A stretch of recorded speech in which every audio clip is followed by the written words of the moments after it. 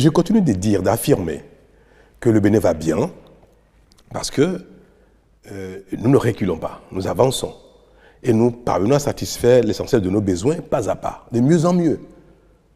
Et je compare le Bénin d'aujourd'hui à celui d'hier, qui était un pays, comme l'ont dit certains, fracassé, pays de désordre, de corruption, où tout manquait. Les quartiers des villes, notamment dans les villes urbaines, sont inondés à la moindre saison de pluie. L'assainissement, personne n'en parlait. L'asphaltage, on n'a jamais connu cela au niveau que c'est aujourd'hui. Vous achetez une voiture, il y a 10 ans, au bout de 4 ou 5 ans, vous commencez à avoir des pannes. Parce qu'il n'y a pas de rue, la route ne sont pas asphaltée. Si ce n'est pas votre crémaillère, ce sera les amortisseurs ou les pneus qui vont éclater tout le temps. Vous allez consommer 2 fois plus de carburant que la norme.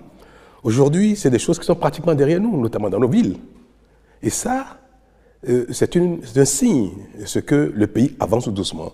Parce que ces choses-là, qu'on a déjà oubliées, sont des acquis intangibles et qui ont fait avancer le Bénin plus qu'on a pu l'espérer. Je vais donner un exemple, pour être un peu concret. Vous connaissez Kouandé? Kouandé était, j'allais dire même la capitale du Nord, avant Parakou, avant même Niki. Mais Kouandé, c'est, avec Niki et Parakou aujourd'hui, le cœur de l'ère Batonou. Pour aller à Kouandé, qui est une commune importante dans notre histoire, dans la vie du Bénin, il n'y a jamais eu 1 centimètre de goudron, comme on dit, comme on aime bien dire chez nous. C'est ça le Bénin d'hier. Aujourd'hui, le goudron est en train d'aller à Kouandé. Niki, il y a eu un semblant de goudron. Cette voie a été badigeonnée. Et quand vous allez à Niki aujourd'hui, vous avez l'impression que c'est tout sauf une route bitumée. La reprise est en cours, ça y est, nous démarrons bientôt les travaux. Il n'y aura plus une seule commune au Bénin qui ne soit reliée par le bitume. Ce sont des progrès tangibles. Ça montre bien que le Bénin avance. L'école, tout le monde le constate, fonctionne mieux. La santé fonctionne mieux, les microcrédits fonctionnent mieux. Le pouvoir d'achat n'a pas augmenté, mais le revenu a augmenté. La corruption.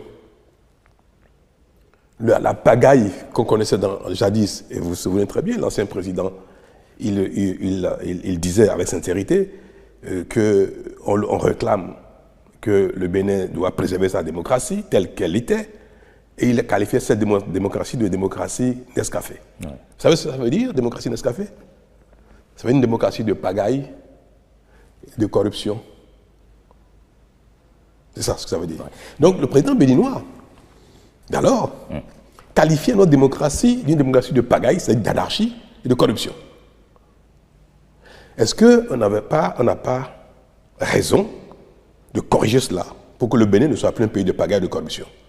Non, effectivement, il y a des domaines dans lesquels le Bénin n'a pas progressé. Ouais. Et lesquels? Oui, justement, parlons de ces points. Dans la pagaille, on n'a pas progressé. Dans la corruption, on n'a pas progressé parce que le Bénin est de moins en moins corrompu et la pagaille n'est plus de ce monde. Donc, tout ce qui nous caractérisait, à la limite même avec fierté, puisque certains s'en contentaient très bien, ce qui nous caractérisait, nous avons essayé de nous en débarrasser. Aux grandes dames de ceux qui en profitaient. Parce que les ressources du pays étaient distribuées, chacun s'en servait à volonté. Et puis après, on se plaisait bien à les distribuer aux parents, aux amis et consorts, et puis ça y est, on dit l'argent circule. Mais aujourd'hui, l'argent du Bénin n'est plus volé, n'est plus distribué. Et quand j'entends l'opposition qu'on venait de dire, dire haut et fort que les gens ne mangent pas, l'argent ne circule pas, je veux leur dire que dans un pays qui progresse, dans un pays normal, chacun doit vivre de son travail. Donc, il faut qu'on donne du travail à tout le monde. C'est ça que nous nous efforçons de faire. Construire le pays de sorte qu'il y ait de l'emploi pour tout le monde, que chacun vive de ses efforts. Et non que les politiciens volent les ressources du pays et après les distribuent en jouant les mécènes, ici et là. Et vous savez très bien, quand on nomme un ministre à l'époque, quand on nomme un directeur général, il va chez lui, il fait une messe d'action de grâce. Et on chante. Je ne sais pas chanter si je vous aurais donné les refrains. Je crois qu'on disait... Rappelez-moi cette chanson, il dit « Je suis dans la joie ». Une joie immense. Parce que Papa Bonheur m'a nommé. Quand on nomme quelqu'un, ministre, ben, tout de suite, il prend 10, 20 ou 30 millions dans les caisses de là où on l'a nommé, il va au village, il fait une grande messe dans la magie à tout le monde, et puis il distribue l'argent du pays. Et impunément, c'était ça le Bénin. Est-ce que ce Bénin est toujours le même? Est-ce que ce Bénin progresse? Ce Bénin se débarrasse de ses travers? Bien oui, et nous progressons, nous travaillons, nous construisons notre pays doucement. Moi, je suis fier de ce que fait le Bénin. Vous dites que le Bénin se construit, mais il y a aussi des points d'insatisfaction. Prenons par exemple le PAG. Est-ce qu'il évolue comme vous l'auriez voulu? Je dois vous l'avouer, le rythme ne me satisfait pas assez parce que je suis un perfectionniste. Je suis impatient dans la vie en général. Et j'aurais bien voulu que les choses aillent plus vite. Mais nous venons de si loin. Nous venons de si loin que aller plus vite peut relever de l'utopie. Le Bénin n'est pas si riche que ça. Nous n'avons pas de pétrole, nous n'avons pas de diamants, nous n'avons pas de forêts que nous vendons. Mais nous vivons de nos efforts, de nos économies, de ce que chaque Béninois met dans la caisse de l'État. Et aujourd'hui, c'est avec ça que nous parvenons à améliorer nos infrastructures, à satisfaire nos besoins essentiels. Et nous avons connu, le monde a connu Covid, la guerre en Ukraine est en cours. Aujourd'hui, il y a d'autres foyers de tension. Les taux d'intérêt ont augmenté partout dans le monde. Donc, nous sommes dans un environnement plus difficile. Et tous les pays du monde vivent cet environnement-là. Vous avez vu en Amérique du Sud, la situation en Argentine et autres, qui est quand même très, très difficile. Mais est-ce que le Bénin, dans ce contexte global si difficile, parvient à avancer mieux que les autres? Parfois, pour savoir si on avance, il faut regarder ce qui se passe derrière soi, pour savoir si on avance. Et je pense que dans le contexte global, le Bénin fait beaucoup d'efforts, et le Bénin n'est pas dans une situation aussi chaotique que d'autres. C'est ça qui nous permet de dire, le monde va mal, c'est difficile, les conditions de vie sont pénibles. Et malgré tout, le Bénin parvient tout doucement à tirer son épingle du jeu. Et c'est pour ça que tout le monde nous envie.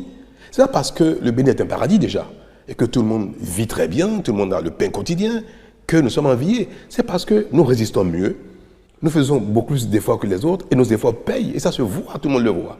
Donc, certes, nous n'avons pas encore atteint le plein emploi au Bénin, le pouvoir d'achat n'est pas à un niveau satisfaisant, mais si nous continuons à ce rythme-là, dans les 5, 10, 15, 20 années à venir, nous allons atteindre notre objectif, il y aura le plein emploi au Bénin, le pouvoir d'achat sera suffisamment élevé pour satisfaire nos besoins essentiels, et nous constaterons en faisant le bilan que le Bénin a progressé, que le Bénin va bien, que le Bénin a corrigé ses travers, et que ceux qui aujourd'hui chantent un passé qu'ils regrettent, ils font la gloire d'un passé qu'ils regrettent, c'est plutôt un passé de chaos.